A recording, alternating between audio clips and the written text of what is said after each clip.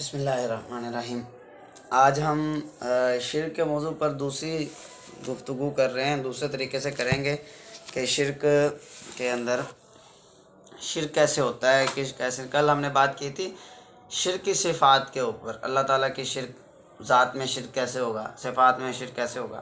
ذات میں تو میں نے کل بتایا تھا آپ کو کہ اس میں کوئی چیز ایسی نہیں ہے کہ آپ سمجھیں کہ تفصیل ضروری جاننا ہے۔ صفات کے اندر جب بہت سارے لوگ کہتے ہیں کہ جی صفات میں شریک ٹھہرانا بھی شرک ہوتا ہے، اس پر ہم نے حدیث مبارکہ بخاری اور مسلم کی متفقون علیہ حدیث پیش کی تھی کہ رسول اکرم صلی اللہ علیہ وسلم نے فرمایا مجھے تم پر خوف نہیں ہے کہ تم میرے بعد شرک کرو گے، ہاں تم دنیا کے اندر رغبت، دنیا کی جو فیسیلٹیز ہیں، دنیا کے اندر تم رغبت حاصل کرنے کی کوشش کرو گے، اس بات کا مجھے ڈر ہے۔ تو یہاں پر تو شرک کی جڑ ہی کاٹ دی نبی رحمت صلی اللہ علیہ وسلم نے۔ آج ہم قرآن مجید سے ایک بڑی پیاری بات آپ کے لیے لے کے آئے ہیں۔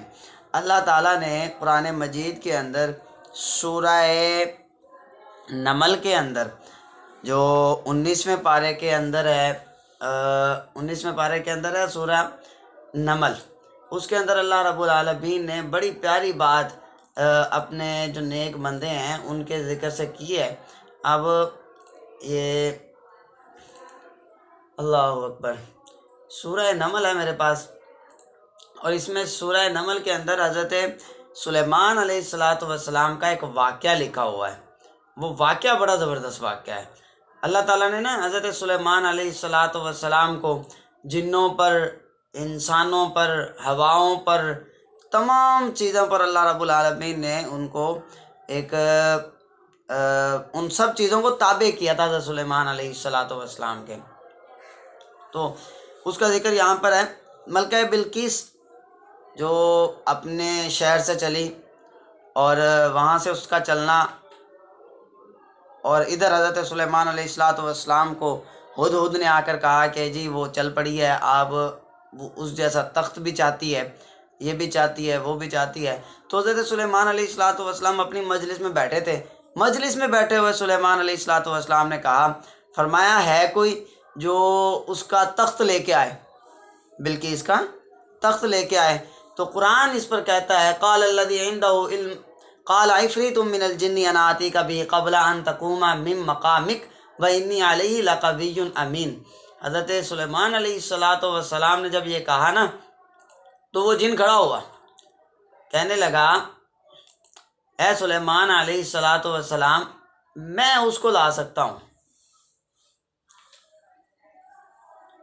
حضرت سلیمان نے پوچھا کس وقت، کتنے وقت میں حاضر کرو گے؟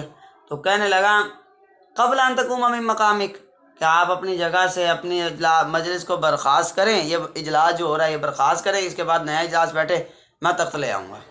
حضرت سلیمان علیہ السلام نے فرمایا نہیں، مجھے اس سے بھی پہلے چاہیے، جلدی چاہیے۔ تو ایک کھڑا ہوا بندہ، اب جن نہیں کھڑا ہوا، اب بندہ کھڑا ہوا۔ وہ بندہ کون تھا؟ مفسرین نے اس کے بارے میں لکھا ہے آصف بن برقیہ اس کا نام تھا، سیدنا سلیمان علیہ السلام کا امتی تھا۔ اور امتی، یہاں پر ایک اور بات، میں نے ایک دن فیس بک کے اوپر ایک سوال کیا تھا کہ نبی کا مقام زیادہ ہوتا ہے یا امتی کا مقام زیادہ ہوتا ہے؟ تو دوستوں نے مجھے کہا یہ سوال کسی پیرائے میں کرنا نہیں چاہیے، علمی گفتگو نہیں ہے یہ، تو یہ اسی ضمن میں نے کیا تھا۔ چاہتے تو سلیمان علیہ السلام وہاں پر اللہ کے نبی ہیں، چاہتے تو خود بھی اس تخت کو لا سکتے تھے۔ جب جن کی اتنی طاقت ہے کہ وہ ایک مجلس، 1 گھنٹے کی، 2 گھنٹے کی مجلس برخاست ہونے تک وہ لا سکتا ہے، تو سلیمان علیہ السلام کی پاور کتنی ہے؟ لیکن سلیمان علیہ السلام نے اپنے امتیوں کو پھر فرمایا بتاؤ کیا تم میں سے کوئی ہے جو اس تخت کو لے کے آئے؟ تو قرآن کہتا ہے قال الذی عنده علم من الکتاب انا آتیک بہ قبل ان یرتد الیک طرفک، کہ سلیمان علیہ السلام نے جب یہ کہا تو وہ بندہ کھڑا ہوا آصف بن برقیہ، کہنے لگا جی حضور میں تخت لے آتا ہوں۔ آپ نے فرمایا کتنے وقت میں لاؤ گے؟ کہنے لگا آپ آنکھ کو جھپکے، یہ آپ دیکھیں یہ کتنا عرصہ لگا آنکھ کو جھپکنے کا، آپ ذرا جھپک کے دیکھیں، بس سیکنڈ کا بھی، سیکنڈ سے بھی کم، 1 سیکنڈ سے بھی کم عرصہ ہے یہ۔ وہ قرآن شاہد ہے، کہتا ہے इंदहु इल्म मिनल किताबी अना आतीका बिही क़ब्ला अन यर्तद्दा इलैका तरफुक। आप अपनी आँख को झपके, तख्त आपके सामने होगा, और तख्त सामने आया, वो इतनी दूर से आसिफ बिन बरखिया ने खड़े वहाँ से हाथ उठाया, किस तरह उठाया, वो तख्त सामने आ गया।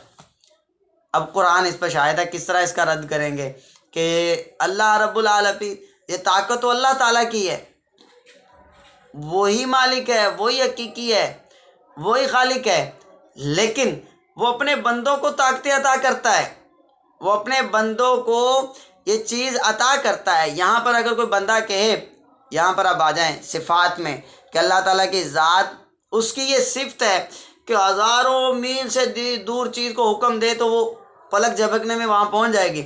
लेकिन अगर वो अपने किसी बंदे को ये ताकत अता कर दे कि वो यहाँ पर बैठे हुए, पाकिस्तान के अंदर बैठे हुए, हिंदुस्तान के किसी शहर से कोई चीज़ उठा ले, या हिंदुस्तान में किसी की मदद कर दे, और हिंदुस्तान में कोई बुज़ुर्ग बैठे हुए हैं, वो वहाँ से चाहें तो यहाँ पर आकर मदद कर दें, तो ये शिरक नहीं होगा, ये अल्लाह ताला की अता है।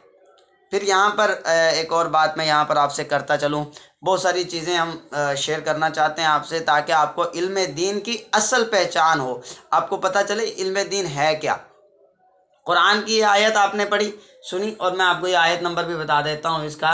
ये आयत नंबर सूरह नमल का है जी 44। ये वाक़या शुरू हो रहा है, काल 38-39 से वाक़या शुरू होता है। ये आगे चलता है तकरीबन 45-46 आयत तक। सूरह नमल है सूरह, और ये पारा है 19वां, और सूरत नंबर 27 है। ये आप बड़ी तफसील के साथ इसमें अंदर लिखा हुआ है, आपने आप पढ़ें इसको, और ख़ुद भी पढ़ें और ख़ुद भी देखें। फिर इसके बाद यहाँ पर ये बात मैं आपको बताना चाह रहा था कि अल्लाह रब्बुल आलमीन के यहाँ जो हकीकी ताकत है, हकीकी मददगार जो है, वो अल्लाह ताला है। कोई बंदा हकीकी मददगार नहीं होता, कोई भी बंदा हो वो हकीकी मददगार नहीं होता। हाँ, मददगार सिर्फ अल्लाह है, और अल्लाह के सिवा हकीकी कोई मदद नहीं कर सकता। हाँ, मजाजन वो एक दूसरे को मदद करते हैं, हम भी मदद करते हैं एक दूसरे की। ज़िंदगी के अंदर बहुत सारी चीज़ें हैं जो हम अपनी ज़िंदगी के अंदर एक दूसरे की मदद करते हैं, और वो उनके ऊपर हम शिरक या ऐसी चीज़ों के फतवे नहीं लगाते हैं। तो भाई मेरे, ये इसको इस तरह कहना कि वो मदद करने वाला, या बाबा वो फ़लाँ टमकाँ वो मदद नहीं कर सकता, ये गलत बात है, ये एक गलत सोच है, एक गलत पैरायन है। मैं यहाँ पर एक बात आपको और बताता चलूँ कि हम लोग कुछ इस तरह भी कर जाते हैं